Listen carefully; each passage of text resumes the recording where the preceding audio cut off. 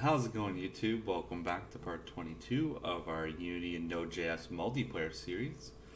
Today we're going to switch things up a little bit and we're going to do a little bit more in Unity. So the idea here is that we're going to start creating a few tools to kind of help you with your level design for spawning, whether it's character spawns or power-up spawns or whatever, and how you can set those up in Unity and transfer that data over to the server so you can use it for actual games. So what we're going to be doing today is we're going to be opening up the level scene here in our project. And right now we just kind of have like our tile map here, right, that we had set up before with some art. And what we're going to be doing is we're going to be creating just these level assets here that we can transfer over to the server, and then at least in the Unity project you can understand where things are going to spawn, whether it's items or players. And if you have an offline component, then you could use this data. So we're going to be using a couple new things. So if you guys aren't familiar with different like editor windows like scriptable wizards and stuff, just kind of follow along, and I won't go too much detail into them, but you should be able to get by pretty quickly. So the first thing we're going to do is we're going to create a new game object here, and we're just going to call this guy here level data.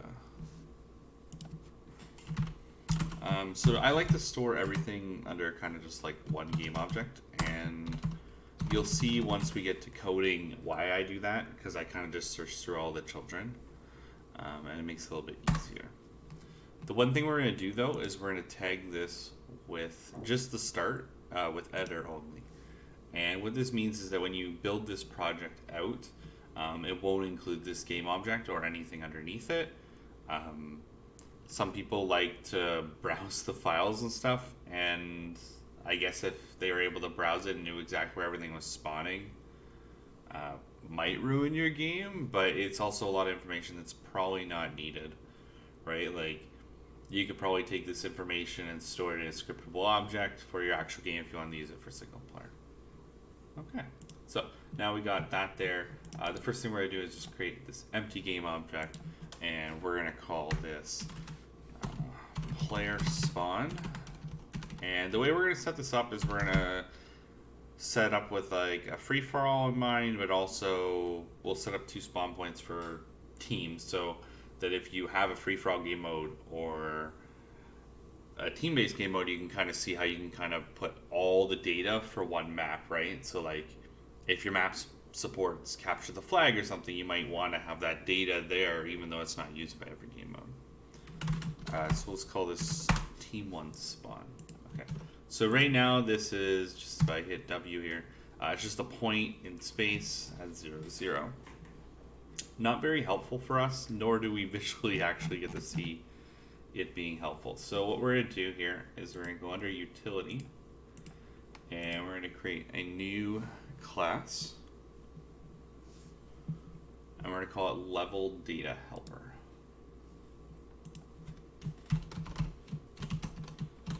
The idea for this class is it's going to be a script that attaches to a game object. It's going to just kind of visually show us some more stuff that's a little bit more helpful.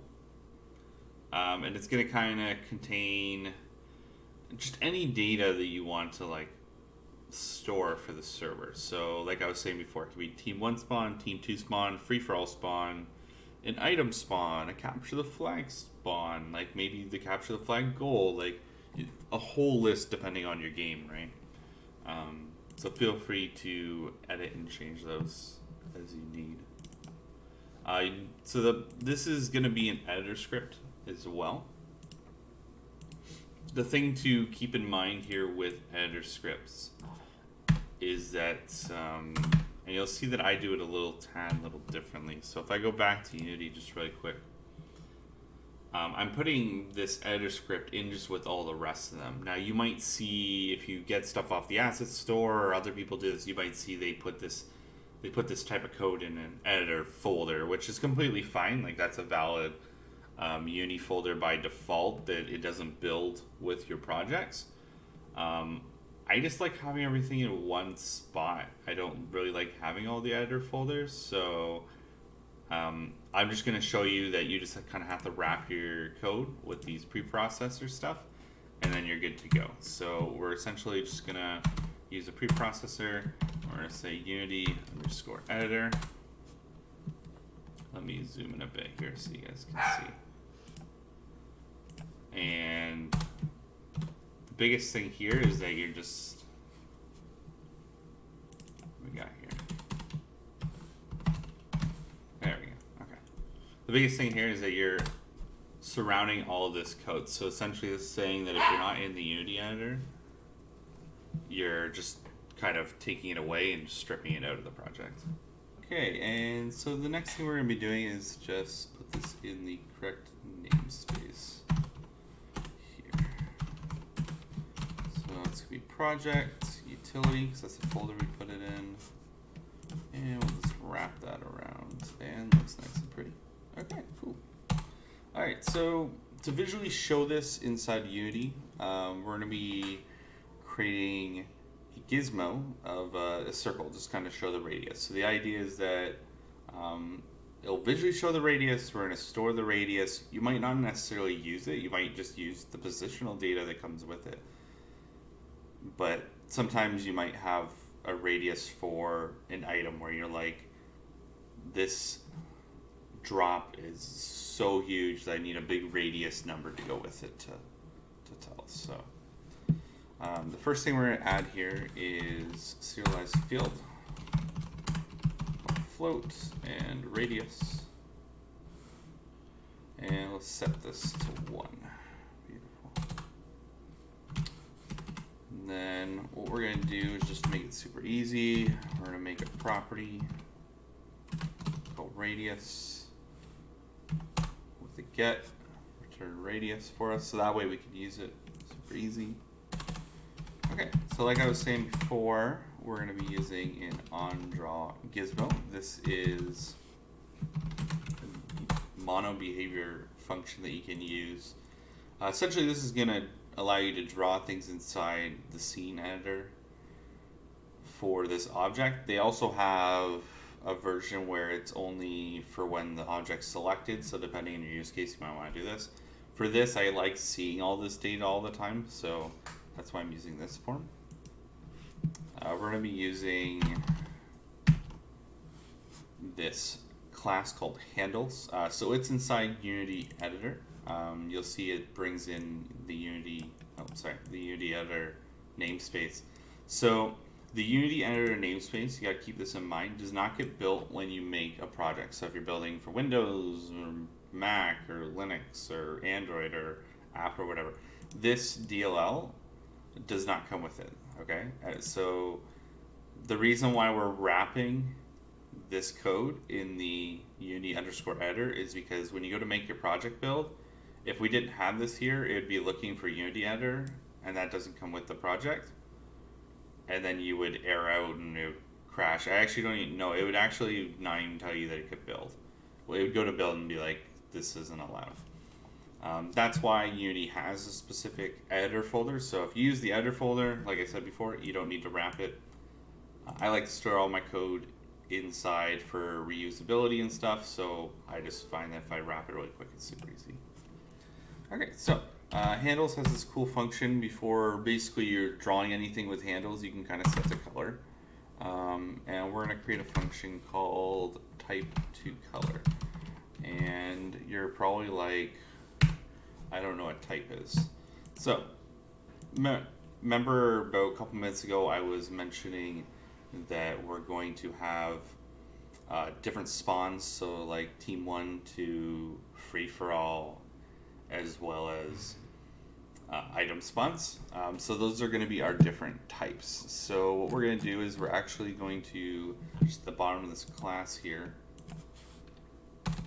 we're going to create a public enum called level data helper type. And we're going to fill out exactly like those things that I was saying. So we're going to say team1_spawn. I'm going to default this to 0 just to make it super easy. We got team2_spawn. And the cool thing with enums is that you only have to set the first one, and then this is going to set this to 1 and so on. If you want to give this a different number, you totally can. But if you're wondering why I only set the first one, then that explains it a little bit. And then we're going to do a free-for-all, because currently right now on the server is we don't really have teams, we just kind of have free-for-all. So while we're setting these things for item spawning or team 1 and 2, we're only going to really be using the ones that are set to free-for-all. Okay, cool. So we're going to go up here really quickly, and we're just going to kind of create, similar to radius, we're going to assign this a level data helper type. Call this type. And we'll come down here and we'll say public. There we go. Level data helper type, and we'll say type as well. And if you have the IntelliSys there, we can do that, and it'll pick up on type as well. Okay, so our type to color function is going to bring in type. So we can say this dot type. This is just the style I use as well. I think I've used it before, but you don't have to actually put this dot type. You could just put type with a capital. This kind of helps in notation to like tell that it's a property. Do whatever your coding style wants to do. Okay, so we're gonna have a private that returns a color, because that's what handles.color is looking for. We're gonna say type to color, and yes, I'm using the Canadian version here, or the Australian version. This is going to take in a level data help type. Call that type. Beautiful. And we're just going to create a nice enum here for type. And we'll say the first one is team 1 spawn.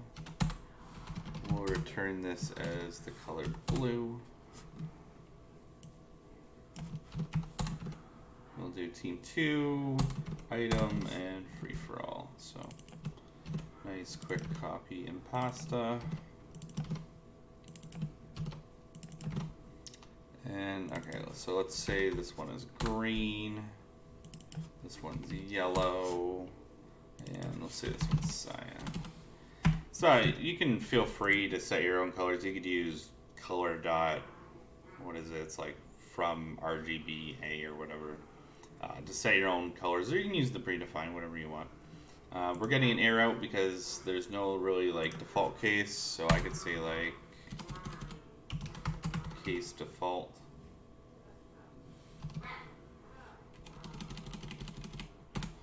Or the simplest way is just to let it fall through here.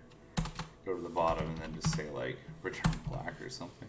So at least you get like a default if we don't have, for some reason we didn't add it to here. Okay. So we're going to do handles dot draw wire disk. So they have a bunch of different versions and handles. Feel free to check them out with like squares and cubes and arcs and all that jazz. So you can do some pretty cool stuff with that. We're just going to be using the wire disk, which is essentially just a circle without like a fill in it. And we're going to say that it's going to be the transform, not position. In our case, the normal is going to be forward. You may have to play with this. This really depends on your camera. So if you do this and you're not seeing the circle, try like vector dot up or vector dot right. And just play around with it until you actually see the circle. But it's based on where your camera is. If you're following this tutorial, you should be fine with vector 3.forward. But if you're finding in your own stuff that it's not working, just you might be in a different spectrum on how you have your camera set up. And then we're going to be doing the radius here.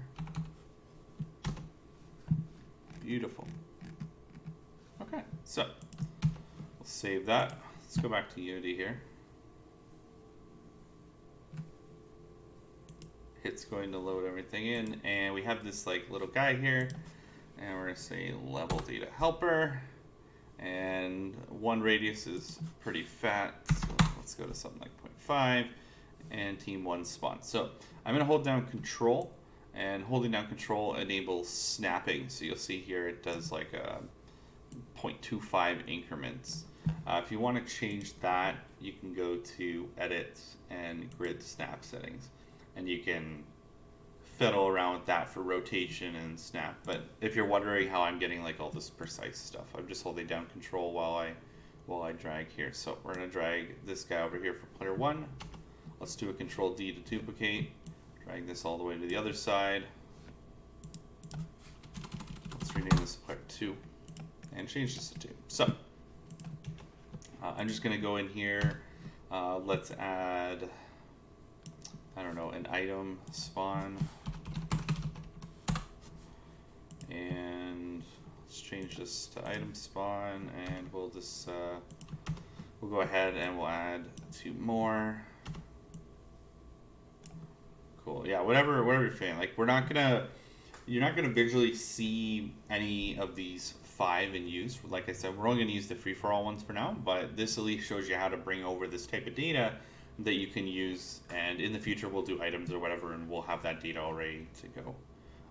So I'm just gonna kind of copy item spawn name these guys nicely, because I hate the 1 2, like it's just super annoying.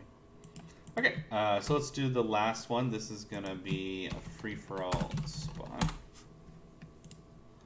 Free-for-all spawn. Let's do this corner, this corner, this corner, over here. Maybe we'll put one near the middle. I don't know, whatever you guys are feeling like, right?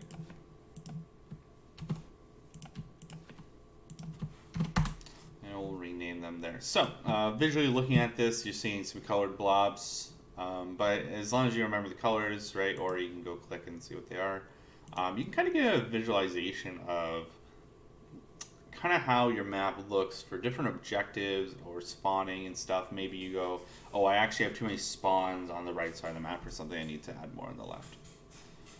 And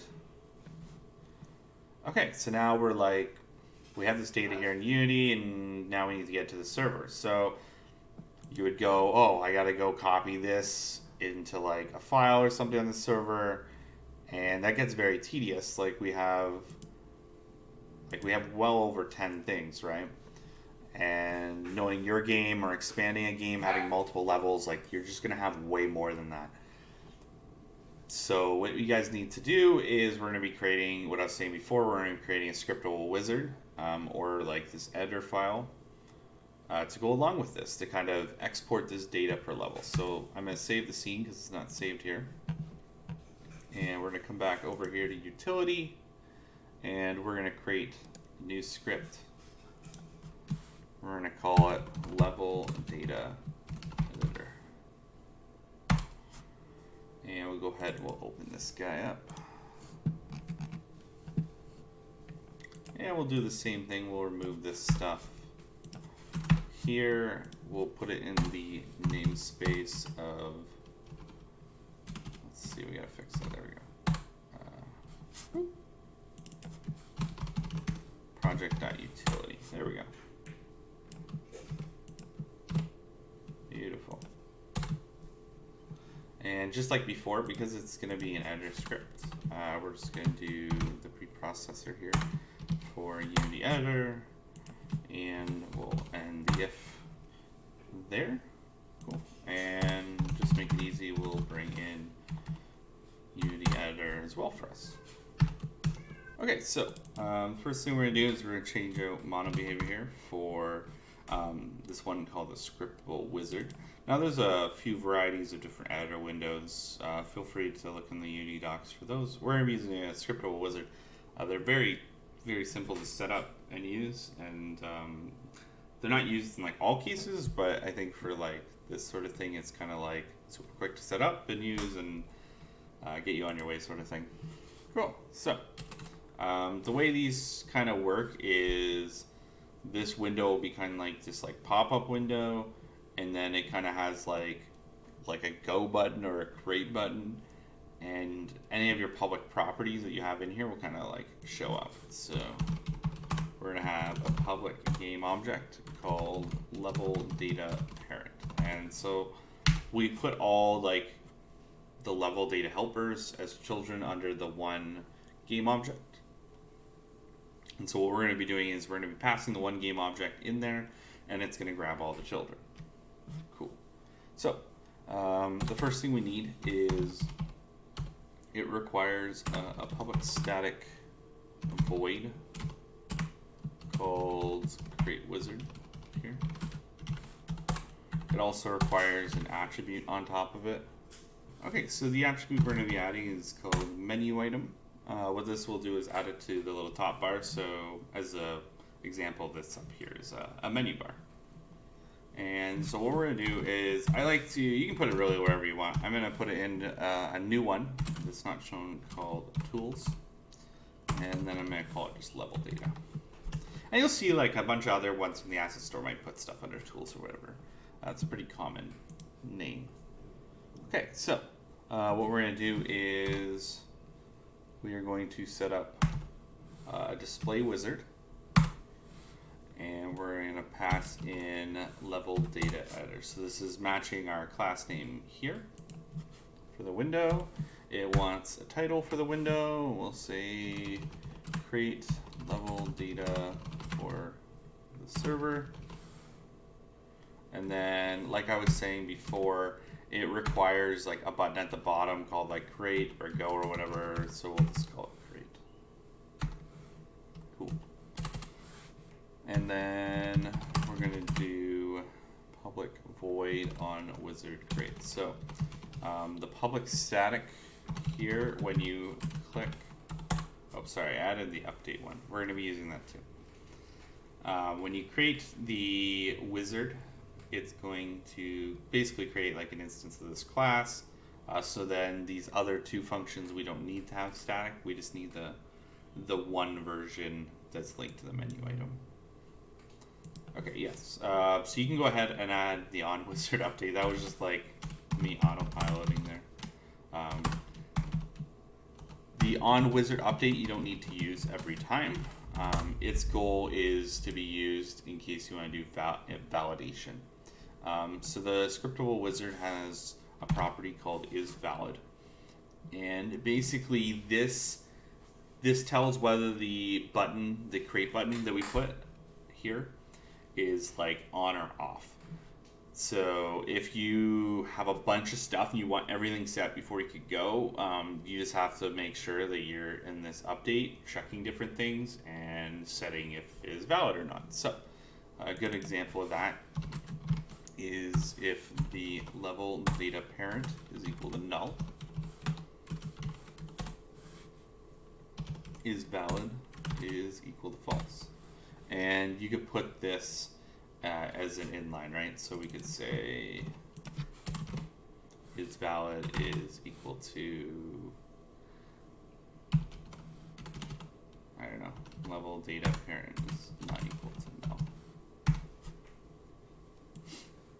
There. And then that way it'll check if it's null, it's going to be false, whatever you want to do, just kind of do it in one line. Typically I'll do the if else because I'll have more than one item. Like it kind of gets clunky when you got this big list of things, but feel free to set up the isValid however you like. Okay, so first thing we're going to do is we're going to grab a list, and that list is going to be level data helper. So what we're going to be looking through is we're going to be looking through the parent, and we're going to grab all the children that have this class attached. So we're going to say not a new list, not a new list. We're going to say the level data parent dot get components hidden children, level data helper, not the helper type. And then that gives us an array, so we'll use some link to make it a list. Beautiful.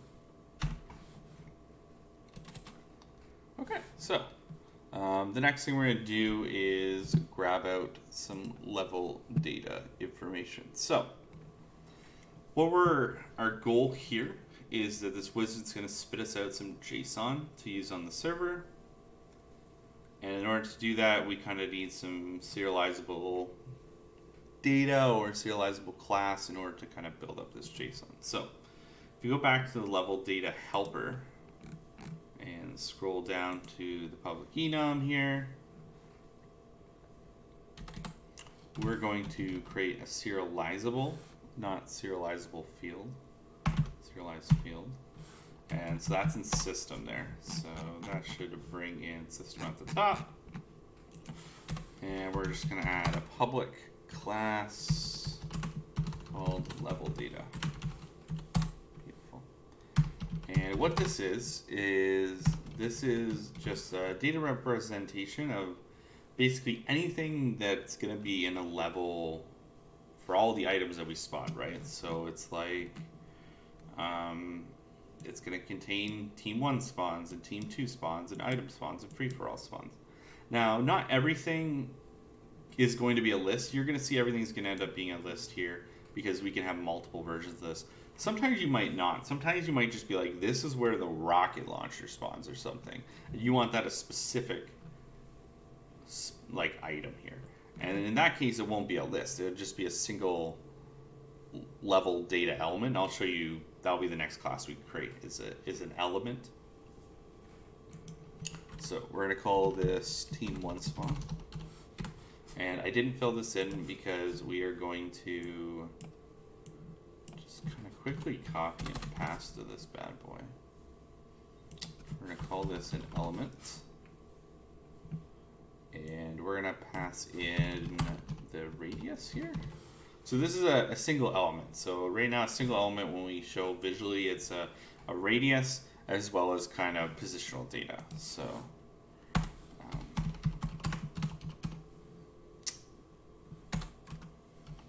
so we're going to change this in a second. I just put vector 2 for now. We're going to change it in a second. So we're going to have a list of level data elements just to make it easy. Okay, so let's do that for each one of our enums here. And like I said before, they're all lists right now. You might have one that's just a single element. It really varies based on your game. Let's go to item spawn. And what do we got here? Free for all spawn. Beautiful. Beautiful. Okay. So, in theory, you could probably use vector 2. To make it a little easier, I am going to just copy this class. I'm going to make, just for this, I'm going to make this thing called vec2. And essentially, it's just going to be 2 floats, an x and a float y. That is going to represent something that's serializable of an x and y data. Like I said, you could probably use vector 2. It probably is fine. Just when I was doing the sample, just by habit, for all the networking client stuff, I'm just like, oh, I'll just make my own class. So we're going to swap out position with vec2 here. So what we have is we have this overarching class here that holds a list or a bunch of different items of level data element. Each one contains a float radius and a position, right? And that's all we're using to do the gizmo anyways, right? It's a position and a radius. So basically we're able to mimic that exact data and store input on the server. Cool. All right, let's go back to our level data editor, and I realized that I didn't have this zoomed in, and I apologize. I'm trying to get better at that for my videos, that they're more zoomed in so you guys can read it. Maybe I'll just pause it here for a second if you guys want to just double check or something. And that second's over. All right, cool. So right now when we got our children here, let's create some level data. So we're going to say level data, and that's going to be equal to new level data. So like before, like I was saying, that this is a serializable object. We're going to start stuffing stuff into it, and then that's what we're going to turn into JSON using the JSON utility tool. So we need to set T1 spawn. That's going to be equal to a new list.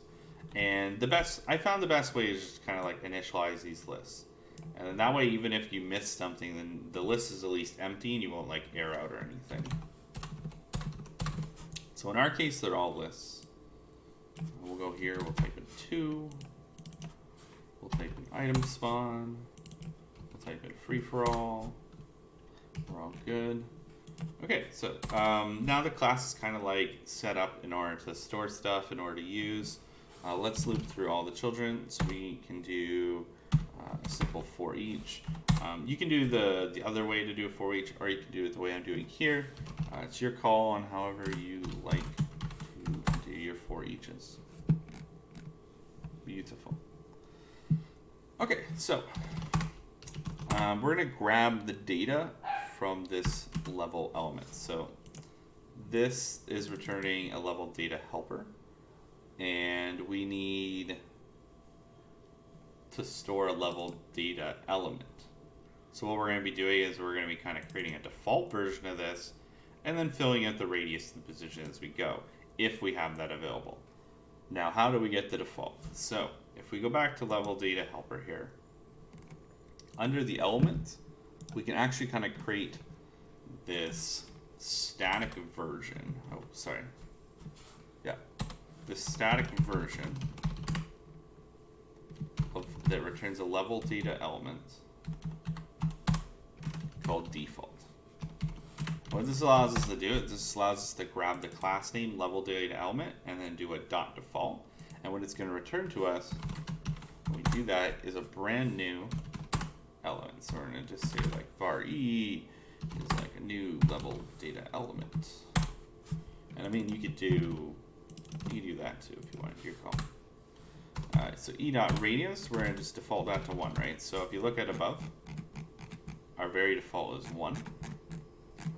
So just default this by 1, because what we're going to be doing is we're going to be overriding this anyways, but if there's something that we miss, we don't error out. So the biggest thing is like before with the level data editor, I had to make a list for all of these, and if I didn't do that, it would error out. And because level data element contains this other class called vec2, I also have to initialize that. So when I go to position here, I have to say that that's a new vec2. If I didn't and I tried to go e.position.x or e.position.y, it would error out, and then you'd be like sitting here being like, it's not working, guys. Come on. We're going to set this to 0.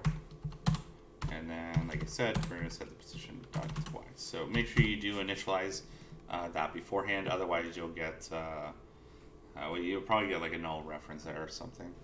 And then it's yelling at us, so we gotta return E. Beautiful. So now we have this like thing that it's like, hey, if I want a version of level data element that's kind of filled in for me, that's the quote unquote default, I can do that. So let's go back to the editor here. And we're gonna do that exact same thing. We're gonna say level data element. Where is element? Big list of level data. We're gonna say default. And then, like I was saying before, we're going to say data.radius equal to the child.radius, right? Because that's what we called our for loop here. We got the data.position.x. And like I said, this would error out if we didn't already have it set, right? So like this line, if I didn't do the default, the initialized position, it would error out right here. So we're going to say child.transform.position.x. I'm super lazy and don't want to type in that whole thing. So we're going to do that and change it to y. Make sure when you're doing this, like I've noticed like a lot of people that come ask for help or whatever, and they have an issue, and it looks like they're copying like this line above, but they're never changing it to y, and then they're wondering why things broken. And then they come to me and ask for help, and then it turns out to be them not checking over the code or changing it to y. So if you're going to mess that, like make sure you're verifying when you copy and paste and change. Baby steps. Alright, so we're going to switch over the type. This is very similar to when we did the colors here. So we're going to say case t1 spawn. Oh, shoot. Sorry, I had an extra space there. That was bothering me. So this is going to be equal to level data.team spawn, and then what we're going to do is we're going to be adding in data. So, and then I'll break that just so you can kind of understand what's going on. So we created this level data that's going to turn into JSON and initialized a list for team 1 spawn. When we go through each of the child, we create this default level element that we can store into this list and set its properties based on the child. We then go through the type, and because the type is a team 1 spawn, we're going to add it to the team 1 spawn list. Let's do that 4 times. If you don't have a list, you have a single element, it's not going to be add, right? Because we're not adding to it. It's just going to be like level data. We'll say item spawn or rocket spawn. Then it would be like level data.rocket spawn is equal to data. It wouldn't be level data.rocket spawn.add data because it's not a list. So just kind of keep that in mind. We'll go through here. We're going to change this.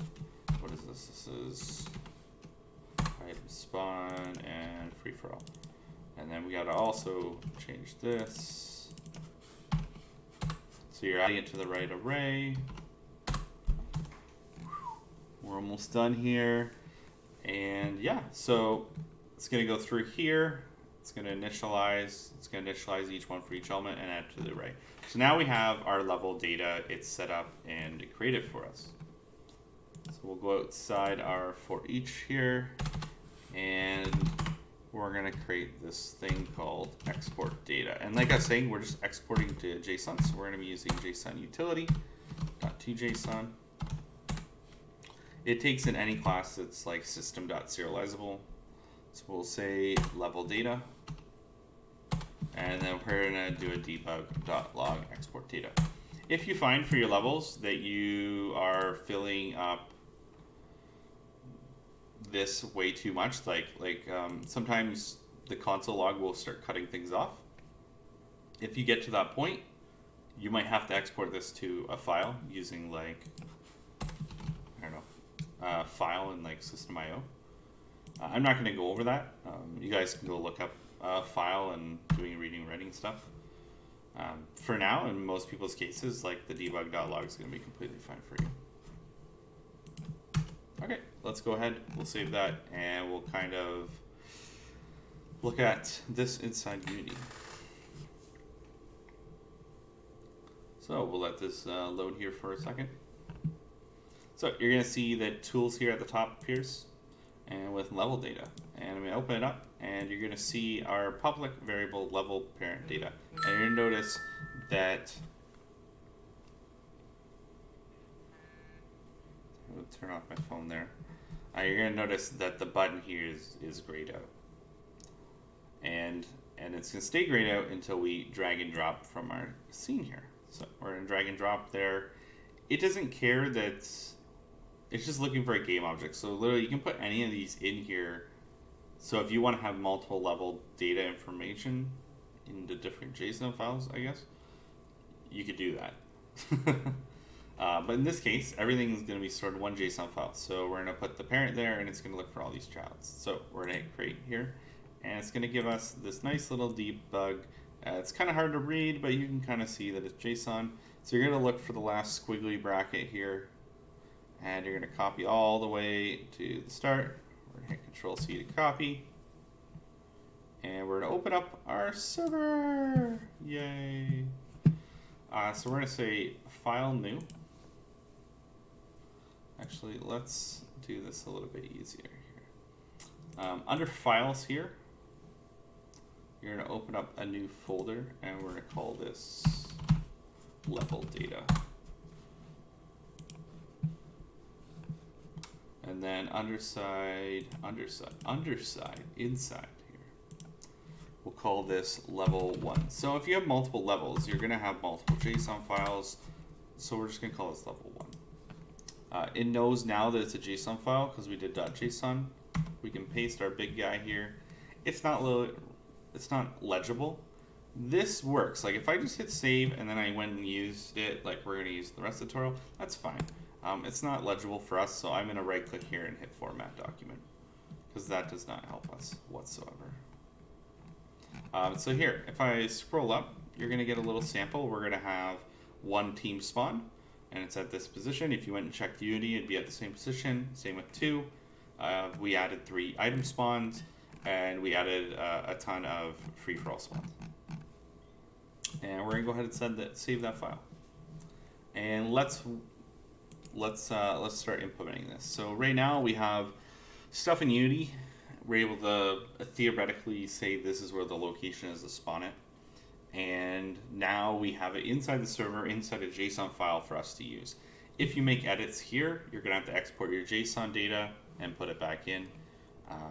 But at least this is super handy. Like, I've used this in a couple games now where I've done it with collision data or anything, and it's just made my workflow just so much easier and more natural. Okay, so first thing we're going to do is we're going to figure out a way to store this level and how it gets to the game lobby. So right now, if you go to server, in game lobby, we kind of set a free-for-all, we set how many players, and this would probably be a really good spot to kind of set what level it is. Because we only have one level in our game, we're going to assume that this is just the level data that we need for us. So that's going to be level 1, right? Just like we need to pass in the level 1 JSON here. So in order to do that, we're going to come in here, we're going to say we require some level data. And we're going to pass that in as level data. You can go ahead and close that now. We don't really need that anymore. And now we need to pass in some sort of JSON file. So we're going to scroll up to the top here. We're going to say level data. We're going to say probably level data 1. We'll say require. Let's go back a couple folders to files, level data, .level data.json. This does require the file extension, so like this doesn't require JS, this does require JSON. If I was to console log this right now, or that's actually pretty cool. There's something new every day. You can see that it's bringing it in as a big JSON blob. So it's usable for us, right? We could say level data 1.free-for-all spawn, and that's going to give us this fat array of stuff, right? So we can simply not have to initialize it. We can come down to where it says free-for-all and 2, and we can just say this. Like I said before, this is probably a good time to determine, well, A, you should know the game mode, and maybe you put the level in there. If you want to do it in game lobby, that's fine. You guys can rework that so it can grab the correct level data based on which veto map it was or something. Excuse me. But for now, we're gonna assume that it's passed in from here. Go ahead and we'll save that. Let's go into game lobby. So we're already storing the settings, which is super handy. And the one change we're gonna be doing is we're going to be setting the spawn for the player. So right now, if I was to start the game, everybody kind of just like starts at 0-0. When you die, you spawn in that top stupid corner. And let's fix that. So to avoid like popping and stuff, we're going to go to the player class here. And we are going to set their initial position here to be like something outside the map. And I only do this because sometimes like you'll see this weird popping, or you might see them spawn at the 0-0 and then they'll just like quickly move somewhere else. So if you kind of spawn them off screen, then it looks like they're at least like coming in, if that makes sense. So just kind of like figure out what number works best for you, where they're not immediately on the center of the screen. You guys can just go ahead and save that. We'll go to game lobby here. And the biggest things we're going to be changing is we're going to be changing the spawn function. So I go over here and I go emit spawn. We have 3 instances with the spawn function. And we're going to be changing those. And we're also going to want to change when we come back from the dead, and we're spawning at like that -8 or whatever it is. The first thing we're going to do actually is we're going to uncomment this guy here, and we're going to fix this issue. So this was commented out because there was an issue where sometimes you'd see a player twice because you're already in the lobby and it spawned twice. We're going to fix that in the client and just do like a quick fix there. So if you're wondering, you're like, oh, don't turn that back on. Like, we're going to turn it back on. We'll be okay. We'll fix it. So the first thing we're going to do is we need to figure out what spawn we want. So we're going to say we want a random spawning position, and we're going to have lobby.getRandomSpawn, and we're going to create this function for us. So let's go down here and make sure we're still in the class here, and we're going to have getRandomSpawn. We're going to bring in the lobby here, and we're going to find an index. And the index we're going to find is basically finding which index of one of these spots inside the array. And we can do that by creating another function called getRandomInteger. And this is like a function that I use like all the time. And so we're going to have lobby.settings.levelData .freeForAllSpawn .length. So this is going to go into the file. It's going to grab the free-for-all spawn, and because that returns an array, it's going to give us the length here. And what we're going to do is that's going to give us an index, and we haven't created this function yet. We will create it. Is we're going to return an x, and this is going to be at lobby.settings.levelData .freeForAllSpawn, and feel free to, like, if you want to store this array up here, like, feel free to do that. That's up to you. We're going to do it at the index here. We're going to say position.x, and we're going to grab that really quick, like before. Make sure you are changing both x to y, and we're going to return that. So it's going to turn to us like this, like, position blob. And we're going to do getRandInteger min max. So I'm going to write this little note up here. This is super handy. I suggest you also write this little note. Is that this function, the math, is going to include the min but exclude the max. Okay, so here I added 0, so that means it will find a number between 0, and it's going to find a number between 0 and the length minus 1, essentially. So if there was 20 items in the free-for-all array, it's going to have 20. It's going to pick you a number between 0 and 19. It covers everything in the array because our indexing starts at 0, and doesn't have you manually be like length plus 1 or something like really weird. Okay, cool. So we're going to be using the built-in math library. We're going to be using math.floor. Inside there, we're going to say math.random. So math.random by default goes between 0 and 1. So we're going to times that from the max minus the min. And then we're going to add the min to it.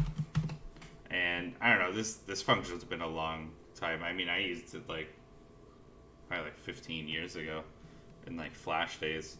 So this math has been like around for a long time. Okay, let's go back up here. So now we have this random position. First thing we're going to do is we're going to say connection.player.position is equal to a new vector 2. It's going to be random position.x, random position.y. Right? Because our position on the player is a vector 2.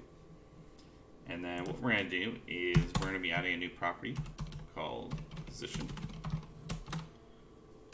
And we're going to say connection.player.position.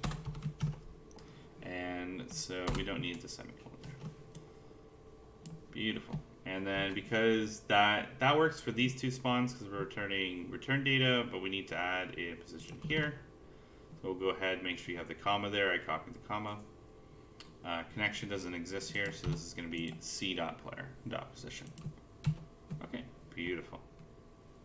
So let's go back to our game class here. So go ahead, open up network client, and we're going to go to the spawning event here. We're going to be super lazy. We're going to copy X and Y data from this update position here.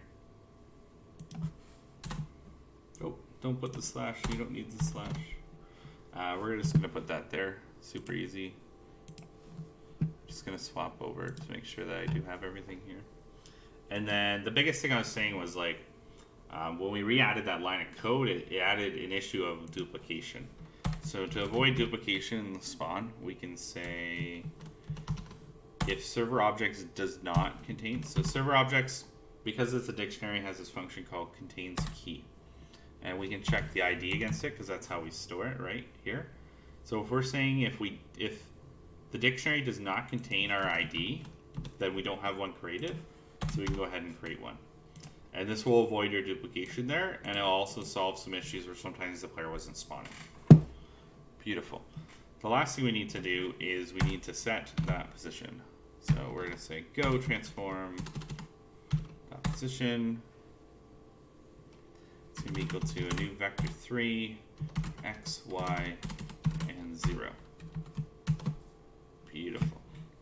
Okay, so we're going to go ahead and just on start and launch this server. We're going to come back into here and we're going to swap over to our intro scene and start the game. And I'm just going to do this on my other client here as well.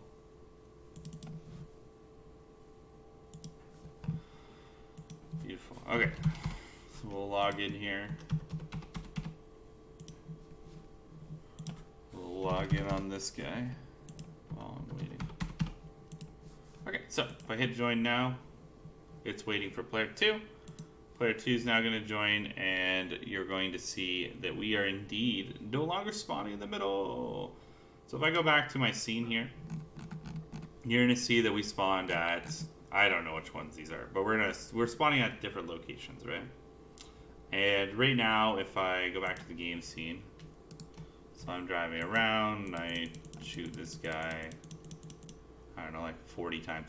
He's still going to spawn up in this top corner. Okay, so let's go ahead. We're going to go ahead and fix that. And that'll be the last thing for our spawning to do. Okay, so we're going to scroll up here. We're going to look for where the player respawns, because I always forget.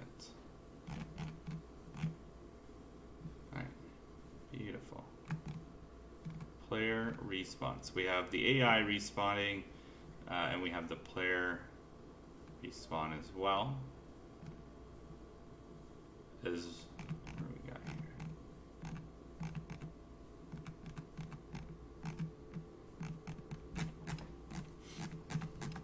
No, that is the right spot. I was thinking that I was looking for it already completed. Alright, let me change this really quick. Alright, so right now we already have this X and Y filled out for us, but because we have this get random spawn, which returns us a JSON with X and Y, we can actually just simply go to lobby.getRandomSpawn. Because we have lobby brought in here, then we're okay. We can actually hit save, and we can test this out again. So this should now spawn us out of random location, and you're gonna notice that we probably spawn at a different location than last time I started it. There's also a slight chance that you can spawn at the same location as somebody else, and I'm gonna leave that for you guys to determine. The best way that most games do it is they kind of like check over the other players and find a distance that's greater than and be like, oh, you know what, if you're trying to spawn me less than 5 units, don't pick this spawn. And you try to do that, find the best spawn. If you can't, then you kind of like lower your results there and then find an actual spawn, because there's a chance that with that you don't find a spawn, right? If you had too little of spawns, or there was enough players on the map that just covered all the spawns. And we'll see here. Okay, so so a perfect example. We actually still like spawned on top of each other. So I'll leave that up for you guys to figure out and set up. And we're just gonna sit here and shoot our buddy here until he dies. Oh, we're outside the map. There we go. Okay. Ooh. Did he actually spawn in that location? That's hilarious. Okay, so I mean he no longer spawned outside the map. But let's just shoot him just to kind of show, just basically out of all the spawns he had to spawn in the one spot where we're like, oh, this is iffy. So you can see he spawns in a different location. And that's the end of this tutorial. Hopefully you guys find some great uses for these different stuff. Like I said, items, capture the flag points, goal posts, anything really that like you can kind of move that data that the server has a good representation of the level. Maybe later on you guys could do like the collision, right? Like if I wrote where all these collision points were, you could simulate all the collision stuff on the server, which is way better than doing it on Unity anyways. And yeah, hopefully you guys liked the tutorial. Make sure you guys subscribe. We're almost at 1K. We need to get to 1K. And give it a like, comment. All that stuff helps other people see these videos.